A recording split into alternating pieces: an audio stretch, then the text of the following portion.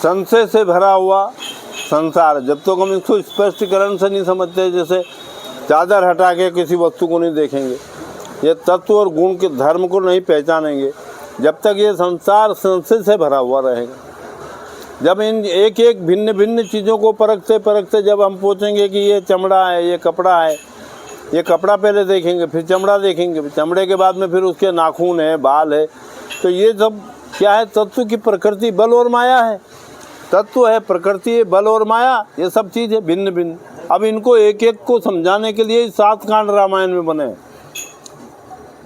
रामायण में या गीता में, भागवत में जो भी चर्चाएं हैं, वो इसी चर्चा को पूर्णता पर लाने के लिए कि जीव क्या चीज़ है और जीव में गुण धर्म कैसे प्रवेश करते हैं। जैसे एक कपड़े में आदमी प्रवेश कर जाता, कपड़ा कितना बड़ा है, पर आदमी से ज़्यादा बड़ा थोड़ी है, वो दम से बड़ा थोड़ी है, दम विदेही है, और विदेही दम में सब समाये हुए। जीव पवन दोनों विदेही है, जीव की भी शरीर नहीं है, पवन का भी शरीर नहीं है, लेकिन ये बिना शरीर वाले जीव और पवन मिलकर रेल गाड़ी हवाई जहाज करोड़ों किलो टन वजन को लेके उड़ जाते हैं। देख रहे हो कि नहीं आप? ग्रह नक्षत्र को लेके घुमा रहे हैं कि नहीं? ये तत्व बल और प्रकृति माया है। ये जो संसार इसीलिए कहलाता है कि हम इसको समझ नहीं पाते हैं। तो संतों की भाषा में जो युग और संसार जो होता उसको समझने के लिए बनाया गया था। अब इसमें चतुराई से इनने अपनी अपनी भाषा का अंतर डाल करके उसको व्यवहारिकता में बदल दिया, तो हम सब उलझ जाते हैं। जीव अपने अंदर प्रकाश कैसे पाए? प्रकाश तो जीव का है ही मूल। देह के अंधेरे में बैठा है वो, कपड़े के अंधेरे में बैठा है वो, चमड़े के अंधेरे में बैठा है, गुण धर्म के अंधेरे में बैठा हुआ है। तुमने तुम्हारे धर्म का गुण धर्म बना दिया, तुमने तुम्हारी टोपी पहना दी, मैंने मेरी टोपी पहना दी, समझा कर। अब वो नज़र आता है, किसी को समझ आता है। उस दिन उस तत्व का प्रकाश जो है इतना व्यापक है कि वो इन देह और चमड़े कपड़े में पद पदार्थ से बाहर निकल गया, और फिर वो समझ में आया कि अरे अपन तो इतने इतने दायरे में भटक रहे थे, जैसे एक तालाब का मेंढक, एक कुएं का मेंढक और एक समुद्र का मेंढक, तीनों इकट्ठे हुए। तो मेंढक तो तीनों थे। उनने पूछा कितना बड़ा है कुआं? तो उन्हें बहुत बड़ा है। उन्हें बहुत बड़ा कितना है बड़ा? वो एक बार राउंड लगाया, 2 बार लगाया, फिर गुस्से में आके 3-4 बार लगाया, इतना बड़ा? लेकिन नहीं, बहुत बड़ा है। अब वो तो दूसरा मेंढक उसको कैसे समझाए, जो कुएं के मेंढक को? ऐसे हम कपड़े चमड़े पद पदार्थ में इतने भटके हुए हैं कि हम दूसरे को भटकाने को खड़े हो जाते हैं। मूल तत्व जो चैतन्य पुरुष है, उस वहाँ तक पहुँचने के लिए गुरु शिष्य का संवाद जरूरी है। हजारों करोड़ों वर्ष से ये आपके शरीर में है, और संसार को हम देख रहे हैं। संसार का मतलब संशय से भरा हुआ। एक बात हमारी समझ में आई, दूसरी नहीं। आप चुंबक का बल देखा नहीं जाता, वो एक दूसरे को पकड़ के चिपकता। आदमी वही बड़ा चमत्कार समझ ला, वो बहुत बड़ा चमत्कार। कुछ चमत्कार नहीं है, वो एक उस तत्व की व्यवस्था है। तो तत्व, प्रकृति, बल और माया, इनकी व्यवस्था को हम समझने के लिए कई करोड़ों ग्रंथ बना दी, लेकिन मैंने कहा इसका मालिक सुरगुरु है। कैसे समझने के लिए सुरगुरु की व्यवस्था है।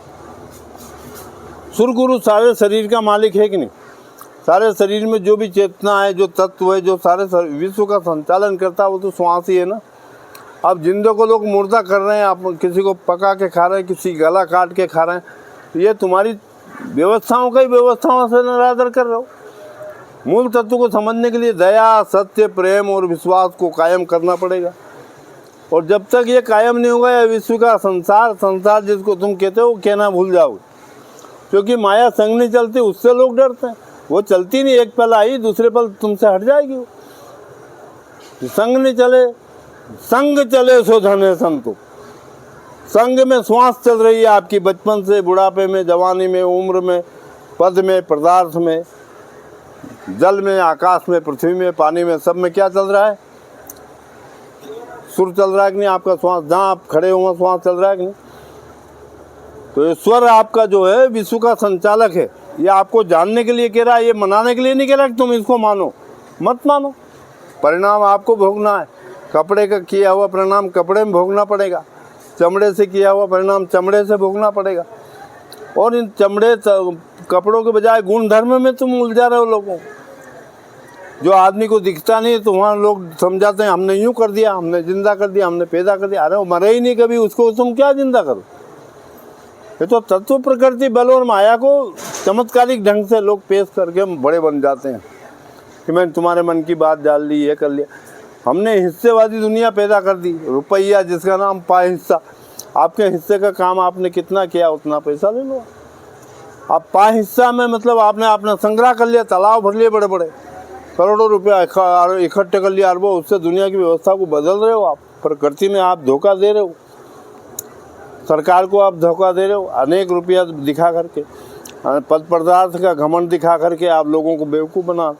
आत्मज्ञान वही कह रहा हूँ कि जो गुरु के संवाद से उपलब्ध हो, गुरु शिष्य के संवादों में जो उपलब्ध हो, जैसे निर्णय सबको हितकर, हम 10 आदमी बैठे, कोई बात उलझ गई है तो उसका निर्णय किया जाए, है ना। निर्णय सबका हितकारी है कि नहीं। हम न्यायालय को सर्वोच्च क्यों मानते हैं? इसलिए कि वो निर्णय पे बात आ गई। गुरु शिष्य के बीच में संवाद होना चाहिए, निर्भय संवाद होना चाहिए, निराभिमानी संवाद होना चाहिए। नहीं तो मेरे अभिमान से मैं तुमको दबा दूँ, तुम मेरे को दबा दो, तो वो संवाद पूर्ण नहीं होगा। जिस किताब में संदेश दिया मुक्ति का, उस किताब को पकड़ के बैठ गए। उस किताब में जो संदेश है उसको छोड़ दिया। जो स्कूल है, इतने न्यायालय हैं, इनमें क्या है? आपको मुक्त करने के लिए, दुनिया के संसार के विचारों से मुक्त करने के लिए आपको आगे किया, लेकिन आप उसी को पकड़ के धंधा बना लिया। गुरुजी, शरीर के बाद आत्मा का क्या होता है? आत्मा जो है शरीर के विचारों से पलती पुसती। शरीर में यदि बोध नहीं हो तो आदमी झूठ को ही पकड़ लेगा, रुपये को ही पकड़ लेता, आदमी छाती माथा घुटने लग जाता है। जबकि रुपया आदमी का बनाया हुआ वो जड़ है, उसमें कोई चेतना है जो तुमने उसको पकड़ रखा मन बुद्धि से। यदि तुम्हारे मन की गहराई, तुम्हारी चेतना की गहराई उसको नकार दे तो रुपया क्या है? एक हिस्सा है आपका इस दुनिया में, कितना काम तुमने किया। श्वास ही विश्व का संचालक है, लेकिन इस तक निर्भय हुए बिना नहीं पहुंच सकते, निर्मल हुए बिना नहीं पहुंच सकते। इस तत्व और विचार को जब तक आप निर्मल नहीं होगे नहीं पहुंच पाओगे। अगर निर्मल होने के बाद इस तक पहुंच गए, हाँ, तो गुरु शिष्य के संवाद से निर्मलता प्राप्त होगी, और फिर विश्व के लिए एक नया उजाला होगा जो निर्भय होगा। मोहि छल छिद्र कपट नहीं भावा। कपट और छल छिद्र की भाषा एक दूसरे को बेवकूफ़ बनाने के लिए। ये शेर वाट है तो तुम किलोवाट ले आओगे, किलोवाट है तो नहीं तुम और नया पैमाना नाम ला दोगे। तुम हिंदी को अंग्रेजी में, उर्दू में, भाषाओं के अंतर से लोगों को भुला रहे हो। जबकि जनहित की बात है कि जो मुझे सुख दे, जो मेरे तन मन को जो निर्मल कर दे, वो चर्चा होना चाहिए। हम तो एक दूसरे को धोखा देने के लिए नई नई भाषाओं का उपयोग करते हैं, नए नए तोलबाट का हिसाब करते हैं, नए नए नाप पैमाने को खड़े कर देते हैं। यदि ये नहीं हो तो मानव वास्तव में सत्य की ओर जाएगा और सब संसार सुखी हो जाएगा।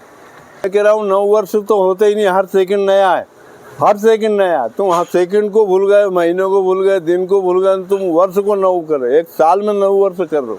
जबकि हर चेतना, हर श्वास नहीं है आपके शरीर, यह आपके मापने का पैमाना नहीं है। मैं कहता रहा हूँ साहब, मेरा नित नया, श्वास मेरी नित नई, नजरिया मेरा नित नया। जब तक गुरु संवाद ना हो तब तक अपने को कैसे पहिया? अपने को प्राप्त करना है। निज स्वरूप को लखत मिटे आस और भास, आशा वासा कल्पना सभी होय विनाश। अपने स्वरूप को प्राप्त करने तक की यात्रा है।